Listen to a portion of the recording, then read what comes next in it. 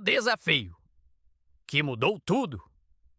O Brasil acordou e não há mais volta. Um momento em que tudo o que parecia normal se transforma e o Brasil inteiro começa a respirar de forma diferente.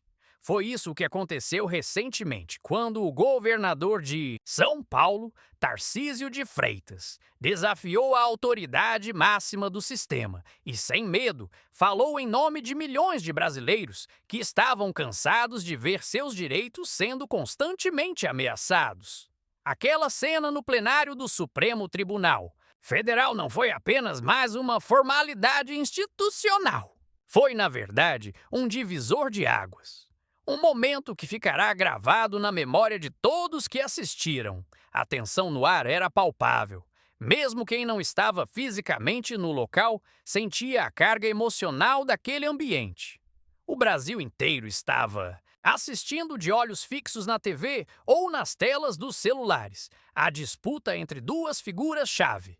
De um lado, o ministro Alexandre de Moraes, com sua postura arrogante e autoritária, e do outro, Tarcísio de Freitas, com a tranquilidade de quem sabe que tem a razão do lado dele. A tensão era tão forte que podia ser cortada com uma faca. Alexandre, como de costume, tentava impor sua autoridade. Ele olhou Tarcísio nos olhos, ajustou a postura e disparou, com aquele tom de superioridade que tanto irrita. Governador! Cuidado com suas palavras, isso beira a quebra da ordem constitucional. Ele falava como quem acredita ser infalível, como quem acha que ninguém ousaria confrontá-lo. O que ele não sabia, ou talvez subestimasse, é que aquele homem à sua frente não iria se acovardar. Tarcísio não recuou. Em vez de abaixar a cabeça como tantos fariam, ele respirou fundo, olhou para o ministro com firmeza e disse: Ministro, se este é um espaço de república, quem representa o povo tem o dever de falar. E quem está se colocando acima da Constituição não sou eu, é quem acha que pode silenciar a população. A resposta foi como um soco no estômago do sistema. O Brasil inteiro se estremeceu.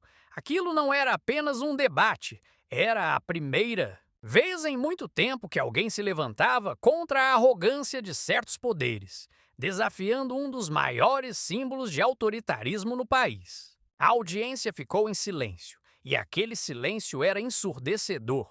O que os jornalistas esperavam? Que Tarcísio se desculpasse, que se intimidasse e pedisse perdão, como tantos antes dele fizeram, mas ele não fez isso. Ele simplesmente reafirmou sua posição com mais força. Quem está sufocando a liberdade, ministro? Não sou eu. Grave é querer que representantes eleitos se calem diante de decisões que invadem a liberdade do povo. O que aconteceu a seguir foi uma verdadeira reviravolta. As câmeras tremiam nas mãos dos cinegrafistas. Os jornalistas pareciam desconcertados. Aquela não era apenas uma briga entre um ministro e um governador. Era o confronto entre o sistema e a voz do povo. O sistema, com sua engrenagem pesada, com seus tentáculos tentando calar qualquer um que ousasse questionar, estava sendo desafiado. E pela primeira vez, não sabia como reagir. Alexandre de Moraes, em um último esforço para retomar o controle da situação, tentou endurecer o tom, mas nada do que dizia intimidava Tarcísio. O governador, com serenidade e firmeza, respondeu: O que é grave, ministro, é calar o povo. Grave é transformar quem questiona em criminoso. Grave é sufocar a liberdade.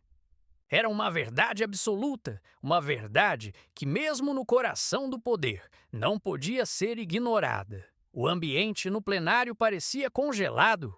O impacto das palavras de Tarcísio foi tão grande que, em segundos, a repercussão se espalhou por todo o Brasil.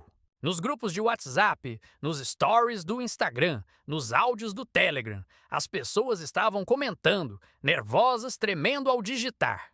Você viu isso? Ele falou o que a gente sempre quis dizer. Era como se o Brasil inteiro, até então, silenciado e humilhado, tivesse encontrado uma voz que representava os seus sentimentos mais profundos. Mas o que aconteceu depois foi ainda mais impressionante.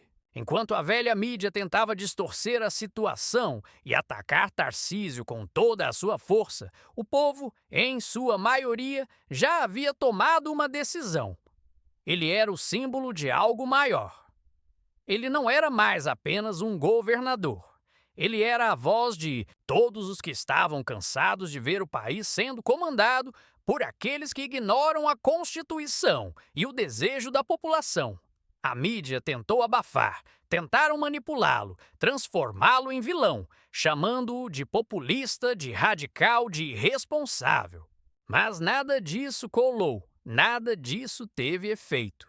Quanto mais atacavam, mais o povo se unia em torno dele. As redes sociais explodiram em apoio.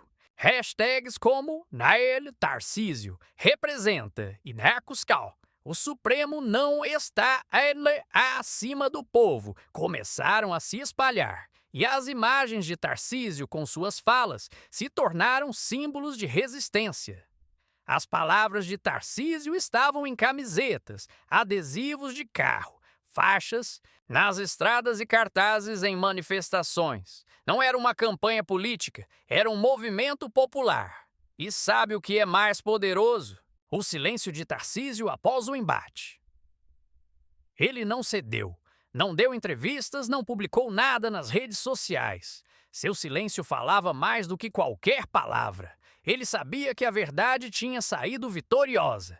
Ele sabia que depois daquele momento, o Brasil não seria mais o mesmo. O povo, antes dividido, agora estava unido.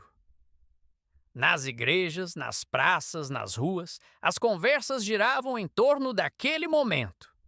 Pessoas se viam como parte de um movimento, de algo maior. Tarcísio não estava mais sozinho. Ele era, agora, o símbolo de um povo que se recusava a continuar calado. Ele havia se tornado o escudo da liberdade. As reações do sistema foram rápidas. Alguns tentaram processá-lo, outros tentaram desacreditá-lo, mas o povo já havia decidido. O Brasil já havia se posicionado, e o que antes parecia ser uma tentativa de abafar a voz do povo se transformou em um levante. Não era só um governador falando, era o povo falando, finalmente encontrando sua voz em meio ao silêncio que lhes fora imposto por anos.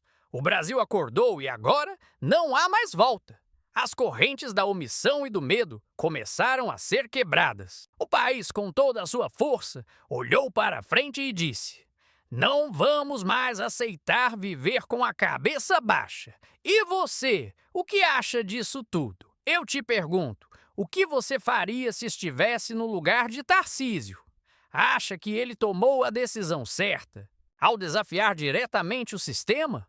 Ou acredita que ele deveria ter agido de forma diferente? Deixe sua opinião nos comentários. Vamos continuar esse diálogo e entender o impacto desse momento histórico na nossa sociedade.